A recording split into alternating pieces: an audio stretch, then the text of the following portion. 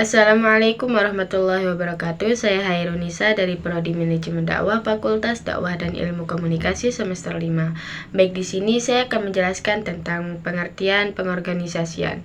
Pengorganisasian merupakan proses pengelompokan kegiatan-kegiatan untuk mencapai tujuan-tujuan dan penegasan kepada setiap kelompok dari seorang manajer. Pengorganisasian dilakukan untuk menghimpun dan mengatur semua sumber-sumber yang diperlukan termasuk manusia. Pengorganisasian berfungsi sebagai proses penetapan struktur, pembagian tugas, dan wewenang dalam mengefektifkan pelaksanaan kegiatan yang lebih terstruktur dan terarah untuk mencapai tujuan. Kemudian di sini saya akan menjelaskan pengorganisasian menurut para ahli. Menurut Emanulang mengemukakan bahwa pengorganisasian secara dinamis adalah suatu proses penetapan dan pembagian pekerjaan yang akan dilakukan, pembatasan tugas-tugas atau tanggung jawab serta wewenang dan penetapan hubungan-hubungan antara unsur-unsur organisasi sehingga memungkinkan orang-orang dapat bekerja sama seefektif mungkin untuk mencapai tujuan.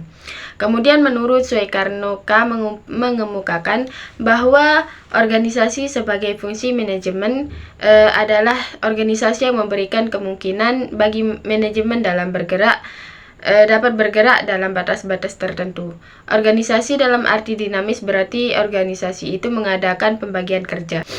Kemudian menurut H. Melayu SP Hasibuan mengemukakan bahwa organisasi adalah suatu sistem perserikatan formal, terstruktur dan koordinasi dari kelompok orang yang bekerja sama dalam mencapai tujuan tertentu. Kemudian tugas para dai adalah merancang sebuah struktur organisasi yang memungkinkan mereka untuk mengerjakan program dakwah secara efektif dan efisien. Di sini ada 2 poin yang harus diperhatikan dalam pengorganisasian, yaitu yang pertama ada desain organisasi dan yang kedua ada struktur organisasi. Struktur organisasi adalah kerangka kerja formal organisasi. Dengan kerangka ini, tugas-tugas jabatan dibagi-bagi, dikelompokkan, dan dikoordinasikan. Ketika para manajer menyusun atau mengubah struktur sebuah organisasi, maka mereka terlibat dalam suatu kegiatan dalam desain organisasi, yaitu suatu proses yang melibatkan keputusan-keputusan mengenai spesialisasi kerja, departementalisasi, rantai komando, rantai kendali, sentralisasi dan desentralisasi, serta formalisasi. Jadi pengorganisasian dakwah itu pada hakikatnya adalah sebagai tindakan pengelompokan seperti subjek, objek, dakwah, dan lain-lain. Kemudian cara merancang pengorganisasian pusat studi dakwah adalah dengan cara proses sistematis untuk membangun dan mengelola lembaga yang berfokus pada pengembangan pendidikan dan penyebaran ajaran Islam, dikenal sebagai desain pengorganisasian pusat studi dakwah. Pusat studi ini berfungsi sebagai wadah untuk kajian, pelatihan, dan pengembangan kapasitas para dakwah agar mereka dapat menyampaikan pesan Islam secara efektif dan efisien. Konsep ini berfokus pada penyebaran nilai-nilai Islam yang moderat dan inklusif serta pengembangan sumber daya manusia. Kemudian langkah pertama dalam proses perancangan adalah menetapkan visi dan misi yang jelas. Visi dapat mencakup keinginan untuk menjadi pusat rujukan dalam ilmu dakwah. Sementara misi dapat menekankan pada cara yang efektif untuk menyampaikan informasi kepada masyarakat.